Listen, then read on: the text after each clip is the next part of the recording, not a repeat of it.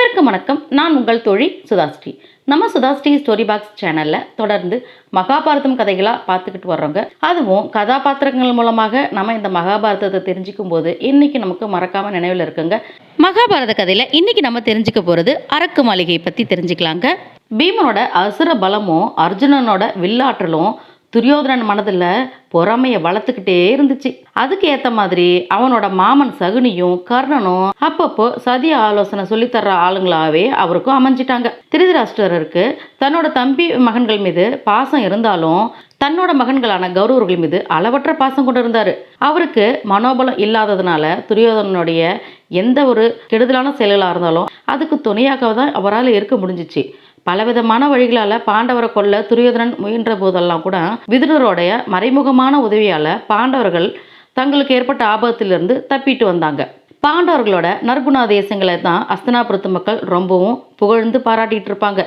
யுதிஷ்டனே அஸ்தினாபுரத்துக்கு மன்னனா வரணும் அப்படின்னு விருப்பமும் கொண்டிருந்தாங்க. அது மட்டும் இல்லாம திருதராஷ்டிரர் பிறவி குருடராக இருந்ததுனால அவர் அஸ்தினாபுரத்துக்கு மன்னனா முடிசூட முடியல. நாட்டையும் ஆட்சி பொறுப்பையும் தன்னோட அதிகாரத்துல அவர் எப்போதும் வச்சுக்கிட்டு இருக்கிறதுல எந்த ஒரு நியாயமும் இல்லை. பிதாமகரான பீஷ்மர் சத்தியசந்தர் தனக்கு ராஜ்யம் வேண்டாம் அப்படின்னு சபதம் எடுத்துக்கிட்டாரு. அதனால தாமதம் ஏதும் இல்லாம யுதிஷ்டருக்கு தான் பட்டாபிஷேகம் நடத்திட வேணும். அவனால மட்டும்தான் கௌரவர்களையும் நாட்டையும் தர்ம நெறியையும் நடத்தி போக முடியும் அப்படின்னு பேசிக்கிட்டு இருந்தாங்க. மக்களோட இந்த எண்ணமும் பேச்சும் துரியோதனனோட கோபத்தையும் பொறாமையும் அதிகமாகச்சு தவிர குறைக்கவே இல்லை. ஒரு நாள் திருதராஷ்டிரர்கிட்ட துரியோதனன் சொன்னான், தந்தையே, நகரத்து மக்கள் யுதிஷ்டருக்கு தான் பட்டாபிஷேகம் நடத்தணும் அப்படின்னு தாறுமாறாக பேசுகிறாங்க. அது மட்டும் இல்லாமல் தாத்தா பீஷ்மரையும் உங்களையும் மதிக்கிறதே இல்லை. இது நமக்கு பேராபத்தாக முடியும். உங்களுக்கு கண் பார்வை இல்லை அப்படின்ற ஒரே காரணத்துக்காக நீங்கள் அரசனாக இருந்து ஆள முடியாமல் இருக்கீங்க. உங்கள் தம்பி பாண்டு மகாராஜா ஆனார். அவருக்கு பின்னாடி யுதிஷ்டன் பட்டம் சூட்டினா அதன் பின் எங்களுக்கு இந்த ராஜ்யம் எப்பவும் இல்லை அப்படின்ற ஆயிடும். அப்படி நடந்துட்டா நாங்களும் எங்களுடைய வம்சமும் உலகத்தாரால் அவமானப்பட வேண்டியிருக்கும். ஒருவேளை உணவுக்கு கூட பிறரை அண்டி வாழுற மாதிரி இழிநிலை உண்டாகிடும். அதை விட நரகமே மேலானது அப்படின்னு சொன்னான். துரியோதனனுடைய இந்த பேச்சு திருதராஷ்டிரரை சிந்தனையில் ஆழ்த்திச்சு. துரியோதனா, நீ சொல்றது சரிதான். இருந்தாலும் யுதிஷ்டன் தர்மநெறி தவறாதவன். அவங்கிட்ட எல்லாரும் அன்பு வச்சிருக்காங்க. அவங்களோட அப்பா பாண்டுவை போலவே சிறந்த குணாலானவன். நகரத்து மாந்தர்கள் எல்லாரும் அவனை நேசிக்கிறாங்க, போற்றுறாங்க. நிலைமை இந்த மாதிரி இருக்கும்போது நம்ம எப்படி அவனுக்கு எதிராக முடிவெடுக்க முடியும்? என் தம்பி பாண்டுவன் காலத்தில் நம்ம அமைச்சர்கள் அவனால் பெரிதும் ஆதரிக்கப்பட்டாங்க. அது போலவே அவன் சேனாதிபதிகள், படை வீரர்கள், அவர்களை சார்ந்தவர்கள் அப்படின்னு எல்லாரும் எந்தவித குறையுமே இல்லாமல் ஆதரித்து வந்தான். பாண்டுவை நேசித்தவங்க எல்லாருமே யுதிஷ்டர் சார்பாகத்தான் இருப்பாங்க. நம்மால் அவங்களுக்கு எதிராக செயல்பட முடியாது. அப்படி செஞ்சால் பெரும் பழிநிலைக்கு ஆளாக நேரிடும் அப்படின்னு புத்திமதி சொன்னார். அதை கேட்டதும் துரியோதன, தந்தையே, நீங்கள் இன்னும் பயம் கொள்வது சரியில்லை. தாத்தா பீஷ்மர் யார் பக்கமும் சார்ந்திருக்க மாட்டார். அஸ்வத்தாமன் எனக்கு மிகவும் வேண்டியவன். அவனது தந்தை துரோணர் தன் மகனை விட்டுட்டு யுதிஷ்டர் பக்கம் போக மாட்டார். கிருபாச்சாரியாரும் நம்ம கூட தான் இருப்பார். சித்தப்பா விதுரரால் நம்ம வெளிப்படையாக எதிர்க்க முடியாது. அதற்கான சாமர்த்தியமும் அவருக்கு இல்லை. அதனால் இப்போவே பாண்டவர்களை வாரணாவதத்துக்கு அனுப்பி வச்சா மிகப்பெரிய தவறு ஒன்றும் நேராது. எனக்கு உண்டாகும் துக்கத்தை என்னால் பொறுத்து கொள்ள முடியாது. ராத்திரி ஆனால் தூங்க முடியல, நான் தவிக்கிறேன். இந்த நிலையே நீடிச்சா என்னால் வெகு நாட்கள் உயிரோடு கூட இருக்க முடியாது. அதனால் தாமதம் எதுவும் செய்யாமல் பாண்டவர்கள் ஐவரையும் வாரணாவதத்துக்கு அனுப்பி வச்சுட்டு நாம் நம்மளை பலப்படுத்திக்குவோம் அப்படின்னு சொன்னான். அதன் பிறகு அரசியல் நல்லா அறிஞ்சவங்க பலரையும் தான் சார்பாக திருதராஷ்டிரர்கிட்ட பேச வச்சான். குறிப்பாக தன்னுடைய மாமா சகுனியின் மந்திரியான கணிகன் துரியோதனனுக்கு ஆதரவாக திருதராஷ்டிரர்கிட்ட தொடர்ந்து பேசிட்டு வந்தான். தான் சொல்ல வேண்டிய எல்லா தக்க உதாரணங்களையும் சொன்ன பிறகு அவன், அரசே, செல்வம் உள்ளவன் தான் சிறந்தவன். பாண்டவர்களிடமிருந்து உங்களை நீங்கள் காத்துக்கொள்வீங்க. கௌரவர்கள் உங்கள் புத்திரர்கள். பிற்காலத்தில் அவர்கள் வருந்த நிலை உங்களால் உண்டாகாத மாதிரி நீங்கள் நடந்துக்கணும். அதுதான் உங்களுடைய பொறுப்பு அப்படின்னு சொன்னான். மேலும் அவன் சொன்னான், அரசே, நான் சொன்னதை கேட்டுட்டு என் மேலே நீங்கள் கோபம் கொள்ளக்கூடாது. எப்போதும் அரசன் தனது பராக்கிரமத்தை பிறர் குறை சொல்கிற மாதிரி இடம் கொடுக்கக்கூடாது. அரச காரியங்கள் எல்லாத்தையும் ரகசியமாக தான் வச்சுக்கணும். ஒரு காரியத்தை செய்யணும் அப்படின்னு முடிவு செஞ்ச பிறகு அதை முழுமையாக நிறைவேற்றாமல் இருக்கக்கூடாது.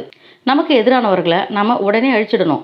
பகையாளி பலமற்றவனாக இருந்தாலும் கூட அவனை அலட்சியம் செய்யக்கூடாது. சிறு நெருப்பு பெரிய காட்டியை எரித்து சாம்பலாக்கிடும். அதனால் கொஞ்சம் கூட தயவுதாட்சினை காட்டாமல் பகைவர்களை அழிச்சிடணும். அரசே, பாண்டவர்கள் மிகுந்த பலசாலிகள். அவர்கள் உங்களையும் உங்களுடைய மகன்களையும் அழிக்கிறதுக்கு முன்னாடி நீங்கள் அவங்க கிட்ட இருந்து உங்களை காத்துக்கணும் அப்படின்னு சொன்னான். அப்போ இடைமறிச்ச துரியோதனன் சொன்னான், தந்தையே, நம்ம படை வீரர்களுக்கு பலவிதமான வெகுமதிகளை கொடுத்து அவங்கள சந்தோஷப்படுத்தியிருக்கேன். அதனால் அவங்க நமக்கு ஆதரவாக தான் இருப்பாங்க. நம்ம மந்திரிகள் எல்லாரும் நம் சார்பாக இருக்க வச்சுருக்கேன். தாங்கள் பாண்டவர்களை நயமாக வாரணாவதத்துக்கு அனுப்பிட்டா மட்டும் போதும். பிறகு அஸ்தினாபுரமும் அரசாட்சியும் தாமாக நம்ம கைக்கு வந்து சேரும். இந்த நிலைச்ச பிறகு பாண்டவர்கள் திரும்பி வந்தாலும் அவர்களால் நம்மளை ஒன்றுமே செய்ய முடியாது அப்படின்னு சொன்னான். இப்படி துரியோதனன் உள்ளிட்ட எல்லாருமே ஒரே விதமாக சொல்லவும் திருதராஷ்டிரர் தன்னுடைய மன உறுதியை தளர்ந்து போயிட்டாரு. மகனோட ஆலோசனைக்கு சம்மதம் தெரிவித்தார். உடனே அதற்கான ஏற்பாடுகளும் மலமலன்னு நடக்க ஆரம்பிச்சிடுது. மந்திரிகள் பாண்டவர்களது காதில் விழுற மாதிரி வாரணாவத நகரத்தோட அழகை பற்றி பலவாறு பேசினாங்க. அந்த இடத்த இறைவனான சிவபெருமானுக்கு வெகு விமரிசையாக உற்சவம் நடக்கும் அப்படின்னு சொன்னாங்க. இப்படி பல விதமாக புகழ்ந்துருச்ச பிறகு பாண்டவர்கள் தாங்க அங்கே போகணும் அப்படின்னு கேட்குற அளவுக்கு பேசிகிட்டு இருந்தாங்க. முடிவாக பாண்டவர்களும் கேட்டுட்டாங்க. பாண்டவர்களது விருப்பத்தை கேட்ட திருதராஷ்டிரர், கட்டாயம் நீங்கள் போய் வாரணாவதத்தில் நடைபெற இருக்கும் உற்சவத்தை பார்த்துட்டு வாங்க. அங்கே இருக்கிற மக்களும் உங்களை பார்க்குறதுக்கு ரொம்ப ஆசையாக இருக்காங்க. அதனால் அவங்களையும் மனமகிழ செஞ்சுட்டு திரும்பி வாங்க அப்படின்னு அன்போடு சொல்கிறது போல் அவங்களுக்கு விடை கொடுத்து அனுப்பினார். பாண்டவர்கள் அதன் பிறகு பீஷ்மர், துரோணர், விதுரர் போன்றவர்கிட்ட விடை பெற்றுட்டு வாரணாவதத்துக்கு பயணமானாங்க. பாண்டவர்கள் 5 பேரும் தன் தாய் குந்தி தேவியோட வாரணாவதத்துக்கு புறப்பட்டு போனதை பார்த்த துரியோதனன் அளவற்ற மகிழ்ச்சி அடைஞ்சான். பிறகு தாய்மாமன் சகுனி, கர்ணன் ஆகியோரோட சேர்ந்து பாண்டவர்களை வாரணாவதத்திலேயே ஒழிச்சு கட்டிடணும் அப்படின்னு துரியோதனன் சதி ஆலோசனை செஞ்சான். அதன்படி தன்னுடைய நம்பிக்கைக்குரியான புரோசனன் என்பவனை வரவழைச்சி ஆலோசனை செஞ்சான். அதன் பிறகு எல்லாரும் சேர்ந்து ரகசியமாக முடிவு ஒன்று எடுத்து செயல்படுத்த துணிஞ்சிட்டாங்க. அதன்படி புரோசனன் செய்து முடிப்பதாக வாக்களிச்சுட்டு புறப்பட்டு போனான். பாண்டவர்கள் தன்னோட தாய் குந்தி தேவியோட வாரணாவதத்துக்கு போகிறதுக்கு முன்னாடியே புரோசனன் அந்த நகருக்கு புயலென புறப்பட்டு போயிட்டான்.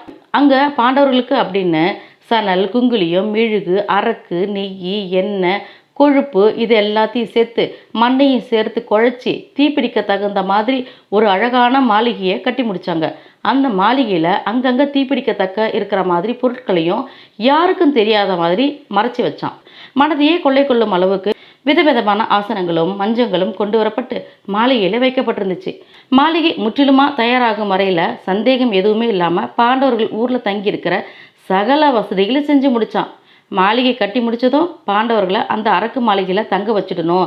அவங்க அங்கே வந்து தங்கி இரவில் தூங்கிட்டு இருக்கும்போது அந்த மாளிகைக்கு தீ வச்சிடணும் அப்படின்னு புரோசனன் தீர்மானித்தான். புரோசனனால் எழுப்பப்பட்ட அந்த மாளிகையில் பாண்டவர்கள் சுகமாக பல நாட்கள் தங்கி மகிழ்ந்து இருந்த பிறகு ஊரார் யாரும் தெரியாத மாதிரி அந்த மாளிகைக்கு தீ வச்சு அவங்கள தீக்கு இரையாக்கிட்டா ஊர் மக்கள் இந்த தீ விபத்து தற்செயலாக நடந்தது அப்படின்னு நம்புவாங்க.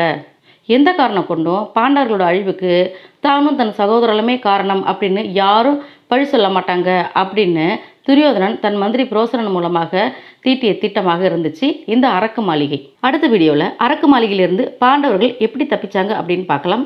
உங்களுக்கு இந்த அரக்கு மாளிகை கதை வாசிப்பு பிடிச்சிருந்துச்சுன்னா சுதாஸ்ரீ ஸ்டோரி பாக்ஸ்க்கு சப்ஸ்கிரைப் பண்ணுங்கள். வாழ்க தமிழ், வளர்க மனிதநேயம். நன்றி, வணக்கம்.